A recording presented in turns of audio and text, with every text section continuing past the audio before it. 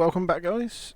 In this video today, I'm going to discuss the if it's worth it part of the solo dungeons. Now, as an avid corruption player myself, I am going to kind of be biased towards the corrupted dungeons over the solo, mainly because of the increased benefits which you gain and which grow over time as you do corrupted dungeons. So, what I mean by this is that as you increase your infamy within the corrupted dungeon, your loot percentage also increases, and obviously this doesn't have an end level, it just keeps going and going and going. So that's the big benefit straight off the bat. Now, I've tried to keep this as close as it can be with comparing solo dungeons and corrupted dungeons. So within my corrupted dungeons, I'll play nature damage, and I'm going to try and keep that same build and do that in solo dungeons as well. So in Slayer, and if you've seen my other video, I was playing Stalker actually, I was still receiving, on average, better rewards than solo dungeons. Now, Slayer dungeons would be considered your full like tier 7, tier 8 full loot areas. Stalker, your tier 6-ish, maybe tier 5, but full loot. So what I decided to do was get it as close as I possibly could for the comparison for you guys. So I won't give you these stats as like, oh, I made 5 million in 2 hours, or I made 10 million in 1 hour, because it makes no sense, because other players can be quicker, they can be better geared, or they can be using different builds. It's never going to make sense. So the stats I'm going to try and build in comparison to try and make it as close as possible is that I will do a full run until the bags or my weight is full, and then I will retire back home, or until I get completely bored because it's useless. So to begin with, I tried to pick something relatively close to the Slayer dungeons that could also be viable for obviously getting out there into a black zone and back without being picked off by gankers, you know, all the horrible stuff that happens in PvP. So we picked the closest tier 7 black zone for solo dungeons we could find, where we could actually stealth the entire way there and potentially find your first dungeon without risking obviously the gank.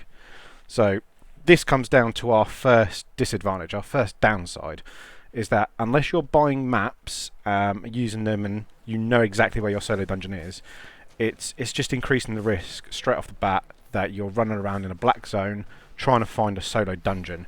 Because even when you find one, someone, you know, could quite easily see you jump in it and follow you in, and that's your first downside.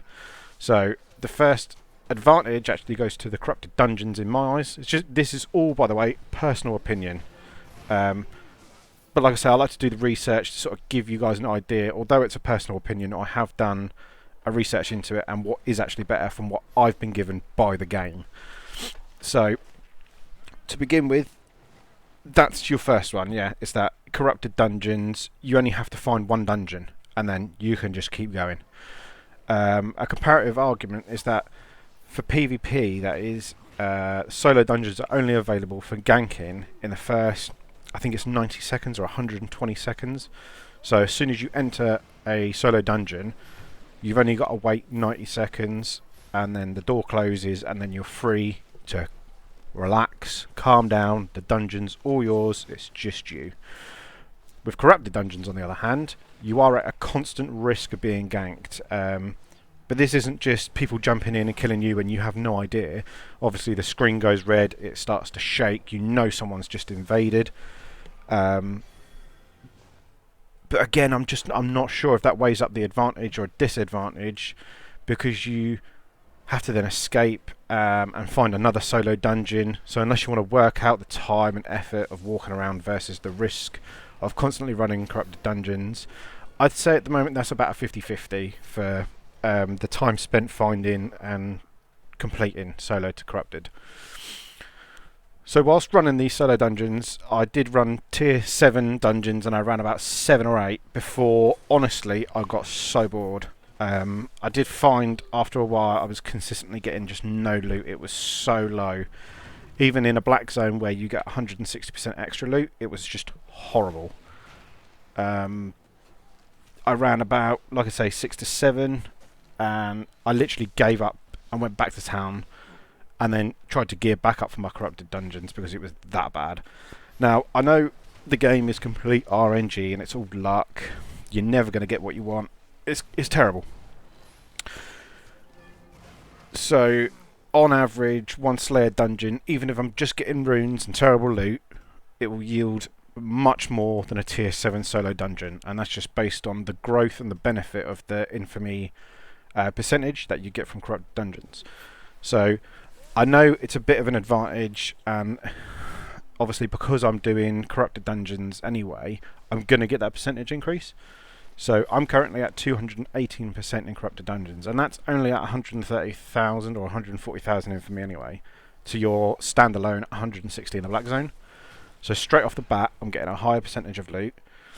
But if you check out my other video, down the list somewhere, you can see that on average, I think in this video, I got about 300,000 silver from about 7 or 8 solo dungeons. Now I was getting around 1 to 2 million in corrupted dungeons with about the same thing. Each corrupted dungeon takes about 10, well, not even that, I'd say maybe 7-8 minutes. Your solo dungeon, depending on how many levels you get in the dungeon and where you're in a tier 7 zone, you will most likely always get 2 to 3 levels. So each level takes you about 2-3 minutes. So it can wager that you just get one and you get more chests, and you know, you take everything into account. But from this personal sort of like research that I've just done, the solo dungeons just were not worth it in the form of loot. Fame, I'd say it was relatively the same. I think you get a little bit more in Slayer, but again, you know, it's that risk factor of getting jumped and ganked and all that kind of stuff. But lastly, I think even with the risks of ganking in corrupted dungeons, there's still a bit of a benefit there because you can still get out. And what I mean by this is, if you get someone compelled to gank you in a black zone, for instance, they start following you. They're on Discord, they get a friend in. It could be 2 to 90 people that just come in and just try and just kill you, and then you're on a run for ages. You're wasting time, and then, you know, you don't see any names off the map. You jump in a solo dungeon. There's people that are going to check those, and you're just constantly jumping in and out. You're wasting your own time. Where, like I say, as the corrupted dungeon, you're in. But what I mean by you've got an out is that the corrupted dungeon, like I've just said, will go big and red. The earth will shake, and oh, someone's coming in. But as they come in, you'll see on the map pylons start to spawn. You'll get maybe 4 to 5, depending on the size of the map that you've joined. Now, you've only got to kill 3 of these, obviously, to kick them back out. So, at least in corrupted dungeons, you have that slight edge, because when you get raided or you raid, you actually get 2 options. So you can either fight, or you can try and be sneaky, go around, sneak away, kill the pylons and escape, or kick the raider out of your jungle. Your dungeon. So again, although I am a bit biased towards the corrupted dungeons, it just makes sense that the advantage goes to the corrupted dungeons, because you've got the choice, your limited movement, you're not searching, you're not constantly around a black zone, you know, and you've still, if you're good at PvP, you've still got the potential to win and earn more money on top with whoever's ganking you. It overall, it just works out a little bit better in the loot anyway, and that's just from, like I say, 1 to 2 days of research. We're doing a full day of corrupted dungeons and a full day of solo dungeons. The corrupted dungeons, just average loot and average fame, just won hands down. There was no argument against it. It is what it is. But that being said, I would also like to listen from some of you guys as well. You know, if you spent more than 2 to 3 days, say you've spent a month doing solos and a month doing corruption, and you've had better luck than I have, then just throw something in the comments and just let me know if I've done the whole thing wrong and this is complete scrap. But just let me know if you've had better luck than I have, you know, what the whole situation is. Is solo actually better than corruption, or is corruption better than solo? But until we can figure this out, guys and girls, I will catch you into the next one. Happy hunting. I'd just like to let everyone know that the giveaway is still on. I'm going to try and add it to every video I can up until the draw date. So the draw date is now for the 30th of November, so 30/11/22. and it will be for a Crystal Behemoth battle mount. I've put it in one of my recent videos with the oh, what's it called? I completely forgot again. It's on there anyway. I can't remember where it is. Where's it gone? I have to search for it now. I can't believe this. Cannot find it. Where's it gone?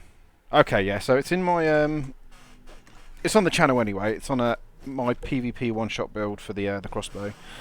I started doing the giveaway then, but it's still going now. Like I say, until the 30th. So if you guys fancy a chance at that, you can either go and watch that video, or I can just explain it to you right now real quick. So all you got to do is like the channel, like the video, like as many videos as you want. Subscribe to the channel, sorry, and then just leave your in-game name in the comments, just anywhere, and I'll add it to a draw list, and then you're in. If you want a better chance of winning, you can like sign a friend up kind of thing, tell your mate, and then your friend can put that they've been referred by you, and you get another draw into the hat sort of thing. It's nice and easy, nice and good. It's like a 3.5 million silver amount, so it's, you know, put it back on the marketplace if you want and sell it up or use it. It's up to you. But it's a free giveaway to people that can help support the channel. It all helps. It really does. You know, just a like and a watching the videos and subscribing really does help me sort of make more videos, focus on it a bit more. So that's still available until the 30th. So jump in, join in. Thank you very much.